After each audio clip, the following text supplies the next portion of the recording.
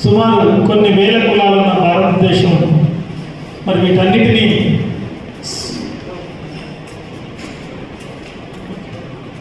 ఐక్యత తీసుకొని రావడానికి జాతీయోద్యమ నాయకులు ప్రయత్నం చేస్తారు. ఇది కూడా ఒక మొదటి అడుగుగా భావించి తప్పనిసరి చేద్దామని కోరుకుంటూ మిగతా తోటి ఉపాధ్యాయుల్ని ఇక్కడ హార్ట్ఫుల్గా ఇన్వైట్ చేస్తున్నాం, రండి అభిప్రాయం చెప్పండి.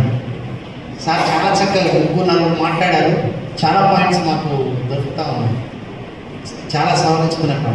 రండి, వేరే సంఘాల్లో పనిచేసినప్పుడు అక్కడ అవకాశం ఇవ్వకపోతే ఆ నాయకత్వం మీద మనం నాకు ఇవ్వరా అని చేస్తాం. ఇక్కడ రాండి అని పిలిస్తే ఇంకొకరికి ఏంటంటున్నాం, ఎవరికి ఇవ్వదు, మనదే. ప్రజా సంఘాల నుంచి వచ్చిన వాడు, ప్రజా సంఘాల నుంచి కూడా మన మీద అభిమానంతో వచ్చారు.